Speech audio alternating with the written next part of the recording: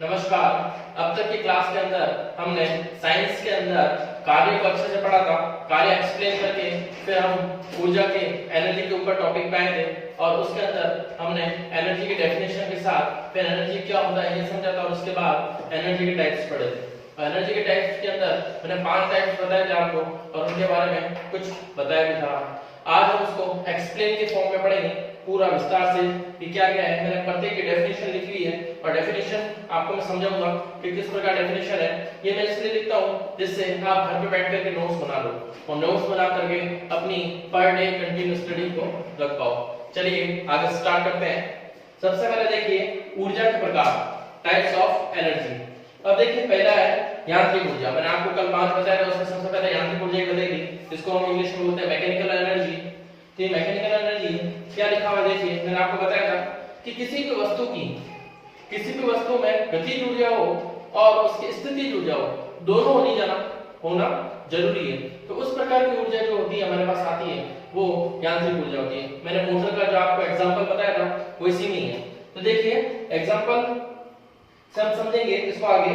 पहले डेफिनेशन समझ लेते हैं। किसी वस्तु की गति व स्थिति, गति मतलब उसमें मोशन भी होगा और स्थिति मतलब स्टैटिक भी होगी, रुकी हुई भी होगी।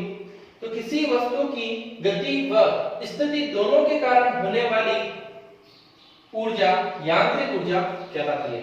मतलब यांत्रिक ऊर्जा किसे कहते हैं, जिसके अंदर हमारे पास गतिज ऊर्जा भी हो और स्थितिज ऊर्जा भी हो, मतलब वो रुके भी और अपनी जगह रुक करके साथ में घूमे भी, रोटेट भी करे। तो ऐसा मैंने आपको एग्जांपल में बताया था मोटर, जो हमारे घरों में मोटर लगाई जाती है वो इसी का एग्जांपल है। तो मैंने लिखा भी यांत्रिक ऊर्जा बराबर स्थितिज ऊर्जा प्लस गतिज ऊर्जा। गवर्नमेंट एग्जाम के अंदर इस प्रश्न का ऐसा प्रश्न आ चुका है। ये प्रश्न पूछा था कि यांत्रिक ऊर्जा क्या होती है, तो दे रखा था ऑप्शन के अंदर स्थितिज ऊर्जा, गतिज ऊर्जा, स्थितिज प्लस गतिज या कोई नहीं। तो इसका राइट आंसर है स्थितिज प्लस गतिज। ये बात ध्यान रखना। तो यांत्रिक ऊर्जा का फार्मूला हमारे पास निकल के आता है कि उसके अंदर स्थितिज ऊर्जा भी होनी चाहिए और गतिज ऊर्जा भी होनी चाहिए, तो वो हमारी टोटल यांत्रिक ऊर्जा मतलब मैकेनिकल एनर्जी कहलाती है। आगे चलते हैं नेक्स्ट, ऊष्मा ऊर्जा। ऊष्मा मतलब हीट। ऊष्मा के कारण सूक्ष्म कणों द्वारा गतिमान ऊर्जा ऊष्मा ऊर्जा कहलाती है। मतलब मैंने आपको एग्जांपल बताया था कि हम एक अगर बर्तन लेते हैं, बर्तन में पानी डालते हैं और नीचे से हीट देते हैं, तो कुछ टाइम बाद उसके जो मॉलिक्यूल्स होते हैं वो आपस में टकराने लगते हैं। इसका मतलब उसके अंदर एनर्जी आ चुकी है। तो आप जानते हैं वो अपनी जगह रहते हैं और साथ में मोशन भी करते हैं। मोशन करते करते इस प्रकार एनर्जी हमको प्राप्त होती है। तो जो ऊर्जा वो होती है वो हीट एनर्जी होती है। आगे चलते हैं रासायनिक ऊर्जा। केमिकल रिएक्शनों के द्वारा, रासायनिक अभिक्रियाओं के द्वारा जो प्राप्त हमको ऊर्जा होती है वो केमिकल एनर्जी मतलब रासायनिक ऊर्जा कहलाती है। तो देखिए मैंने डेफिनेशन भी लिखा है, रासायनिक क्रियाओं के द्वारा प्राप्त ऊर्जा रासायनिक ऊर्जा कहलाती है। ये मैंने आपको बताया भी था टॉर्च वाला एग्जांपल कि हम टॉर्च लेते हैं और टॉर्च से हम उसके अंदर सेल डालते हैं और सेल से हम उसको प्रकाश की ऊर्जा में कन्वर्ट करते हैं रासायनिक ऊर्जा को। आप जानते हो विद्युत घड़ी, जो घड़ी वगैरह होती है, घड़ी अपनी जगह घूमती रहती है, वो गतिज ऊर्जा करती है, लेकिन हम उसमें स्थितिज ऊर्जा डाल देते हैं जिसमें रासायनिक ऊर्जा जो सेल होता है वो एक रासायनिक ऊर्जा होती है और घड़ी घूमती है वो गतिज ऊर्जा के कारण घूमती है। तो इस प्रकार जो घड़ी होती है वो इसी का एग्जांपल है, रासायनिक ऊर्जा जो सेल है वो। आगे चलते हैं विद्युत ऊर्जा। विद्युत ऊर्जा जो हमारे घरों के अंदर लाइट्स आ रही है, लाइट्स किसके द्वारा हो रही है, आवेश के द्वारा, इलेक्ट्रॉन्स के कारण। तो मैंने ये लिखा है विद्युत आवेश को ब्रैकेट में लिखा है E- मतलब इलेक्ट्रॉन है, इलेक्ट्रॉन का हमेशा ऋणावेशित रहता है मतलब नेगेटिव चार्ज रहता है। तो विद्युत आवेशों के द्वारा प्राप्त ऊर्जा विद्युत ऊर्जा कहलाती है। तो विद्युत ऊर्जा किसे कहेंगे कि किसी तार है, अपने पास कोई तार होता है, उस तार के अंदर इलेक्ट्रॉन्स होते हैं। हम क्या करते हैं, जैसे प्लग में लगाते हैं तो इलेक्ट्रॉन्स मूव होना शुरू कर देते हैं, तो उसके द्वारा अपन के पास एनर्जी आ जाती है और हमारी जो विद्युत ऊर्जा कन्वर्ट हो जाती है प्रकाश की ऊर्जा के अंदर, जिससे हमको घर में बैठे रात के समय उजाला प्राप्त होता है। तो वही चीज है कि विद्युत ऊर्जा किसे कहते हैं, विद्युत आवेशों के द्वारा प्राप्त ऊर्जा विद्युत ऊर्जा कहलाती है। आगे देखिए लास्ट है गुरुत्वीय ऊर्जा। गुरुत्वीय ऊर्जा का मतलब होता है हमारे पास इसके अंदर ग्रेविटेशनल फोर्स होता है, मतलब ग्रेविटी आती है, गुरुत्वाकर्षण बल आता है। और आपको पता है गुरुत्वाकर्षण बल हमेशा नीचे की तरफ खींचता है, हमें केंद्र की ओर खींचता है। तो वही चीज है। तो देखिए वस्तुओं में गुरुत्वाकर्षण के कारण, ग्रेविटी के कारण जो ऊर्जा प्राप्त होती है वो हमारी ग्रेविटेशनल ऊर्जा कहलाती है। इस प्रकार हमारी टोटल हमने 5 ऊर्जा पढ़ी। अब हम क्या करेंगे, हम आगे यांत्रिक ऊर्जा पढ़ेंगे और यांत्रिक ऊर्जा में भी हम पढ़ेंगे कि स्थितिज ऊर्जा क्या होती है और गतिज ऊर्जा क्या होती है। देखिए आगे चलते हैं। अब हम आगे चलते हैं, हमारे पास यांत्रिक ऊर्जा के अंदर मैंने आपको बता नहीं रखा है कि स्थितिज ऊर्जा और गतिज ऊर्जा यांत्रिक ऊर्जा होती है, लेकिन इसको थोड़ा लार्ज रूप में पढ़ेंगे और एक एग्जांपल से समझेंगे। आप जिस तरह मैंने लिखा है वैसे अपने नोट्स बनाते चलिए, आपका चैप्टर कंप्लीट होता जाएगा। अब बुक्स में देख सकते हैं, मैंने एक चीज बुक्स की नहीं छोड़ी है, कंटिन्यू चल रहा हूं। देखिए यांत्रिक ऊर्जा आपको मैंने जैसे बताया कि स्थितिज ऊर्जा और गतिज ऊर्जा का एडिशन होता है, योग होता है। अब देखिए मैंने एग्जांपल लिखा है, जब हथौड़े से कील पर मारते हैं, कील लिया उस पे हथौड़े से मारा, जब हथौड़े से कील पर मारते हैं तो निम्न कार्य होते हैं, अलग अलग काम होते हैं कि कहां गतिज ऊर्जा हो रही है, कहां स्थितिज ऊर्जा हो रही है, कहां दोनों का एडिशन करके यांत्रिक ऊर्जा कंप्लीट हो रही है। तो देखिए स्टार्ट करते हैं। सबसे पहले मैंने लिखा है हथौड़े में भार के कारण उसमें स्थितिज ऊर्जा होती है। हथौड़े का खुद का एक भार होता है, आपने देखा होगा, आगे लोहा सा होता है और पीछे लकड़ी सा लगा रहता है। तो आपने इस तरह से, तो उसका एक खुद का वेट होता है। तो जो उसका वेट होता है उसके अंदर एनर्जी ऑलरेडी स्टोर होती है। वो जो एनर्जी स्टोर होती है वो उसकी स्थितिज ऊर्जा होती है, वो स्थिति के कारण वो पड़ा रहता है, तो उसमें स्टोरेज रहता है एनर्जी का, स्थितिज ऊर्जा का। तो देखिए हथौड़े में भार के कारण उसमें स्थितिज ऊर्जा होती है, तो सबसे पहले उसमें स्थितिज ऊर्जा है, ठीक है। फिर क्या होता है, जब हथौड़े को ऊपर उठाया जाता है, जब उस हथौड़े को कील पर मारने के लिए ऊपर उठाया है तो उसके अंदर स्थितिज ऊर्जा बढ़ती है, उसकी स्थितिज ऊर्जा बढ़ती, धीरे धीरे उसकी स्थिति में परिवर्तन आ रहा है, तो उसकी स्थितिज ऊर्जा में बढ़ोतरी हो रही है, बढ़ रही है। तो वही चीज लिखा है, जब हम हथौड़े को ऊपर उठाते हैं तो स्थितिज ऊर्जा का मान बढ़ता है, तो स्थितिज ऊर्जा बढ़ चुकी है।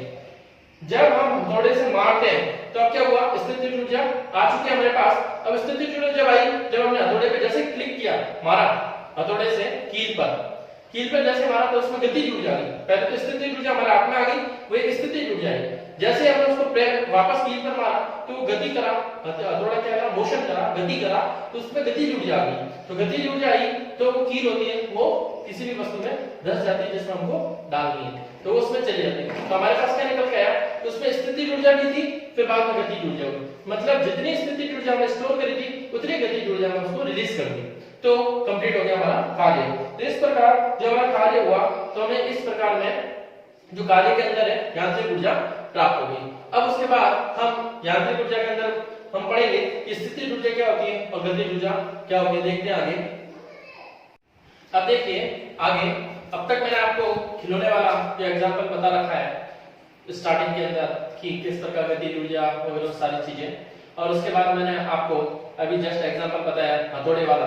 अब आगे चलते हैं, 2 एग्जांपल और हैं, मैंने दोनों एग्जांपल लिखे हैं, उनको मैं एक्सप्लेन कर देता हूं। किताब के अंदर है धनुष में यांत्रिक ऊर्जा। अब धनुष में किस प्रकार यांत्रिक ऊर्जा होती है ये देखते हैं। आपने देखा होगा धनुष कुछ व्याकार का होता है, उसके अंदर हम तीर लगा के छोड़ते हैं। तो क्या होता है, जब हम धनुष के अंदर तीर लगाते हैं तो उसके अंदर जब हम उसको पीछे की तरफ खींचते हैं तो हम उसमें स्थितिज ऊर्जा प्राप्त कर पाते हैं। तो जैसे उसके अंदर स्थितिज ऊर्जा आती है और जैसे ही हम स्थितिज ऊर्जा स्टोर हो जाती है और जैसे हम छोड़ते हैं तो वो गति करने लग जाता है, तीर निकल जाता है। तो धनुष के अंदर पहले स्थितिज ऊर्जा आई और बाद में जब हमने उसको छोड़ा तो उसके अंदर गतिज ऊर्जा आ गई। तो इस प्रकार जो धनुष होता है उसमें भी यांत्रिक कार्य कंप्लीट होता है, यांत्रिक ऊर्जा कंप्लीट होती है, क्योंकि यांत्रिक ऊर्जा मैंने आपको बताया जिसके अंदर स्थितिज ऊर्जा और गतिज ऊर्जा दोनों वो यांत्रिक ऊर्जा कहलाती है। तो धनुष के अंदर भी हमारी यांत्रिक ऊर्जा कंप्लीट होती है। फिर मैंने दे रखा है खिलौना पिस्टल से डॉल्ट का निकलना। अब मैं आपको बताता हूं क्या होता है। आपने जो बचपन में देखा होगा एक बंदूक सी होती है पिस्टल, तो उसके अंदर आगे क्या कहते हैं, पिस्टल के आगे डॉट लगा होता है, तीर सा लगा होता है, जैसे आप छोड़ते हो आगे जाकर वो चिपक जाता है। तो जो डॉट होता है तो क्या होता है, जब आप उसके अंदर प्रेस करते हो तो जब उसको डॉट को जैसे प्रेस करते हो तो उसके अंदर स्थितिज ऊर्जा स्टोर हो जाती है, और जैसे आप पिस्टल को नीचे से दबाते हो तो उसमें गतिज ऊर्जा आ जाती है। तो इस प्रकार जो पिस्टल होती है उसके अंदर भी हमारी यांत्रिक ऊर्जा कंप्लीट होती है, क्योंकि उसके अंदर स्थितिज ऊर्जा और गतिज ऊर्जा दोनों होती है। अब हम आगे उदाहरण कंप्लीट हो चुके हैं यांत्रिक ऊर्जा के, अब हम आगे स्थितिज ऊर्जा और गतिज ऊर्जा को हम कंप्लीट फॉर्म में पढ़ेंगे कि किस प्रकार स्थितिज ऊर्जा होती है और किस प्रकार गतिज ऊर्जा होती है। अब हम आगे चलते हैं। अब तक हमने यांत्रिक ऊर्जा के बारे में पढ़ा, अब उसके अंदर जो यांत्रिक ऊर्जा के अंदर मैंने आपको गतिज ऊर्जा और स्थितिज ऊर्जा के बारे में बताया, तो अब स्टार्ट करते हैं गतिज ऊर्जा को। गतिज ऊर्जा देखो इंग्लिश में मैंने आपको बताया भी रखा है, काइनेटिक एनर्जी बोलते हैं और स्थितिज ऊर्जा को पोटेंशियल एनर्जी बोलते हैं।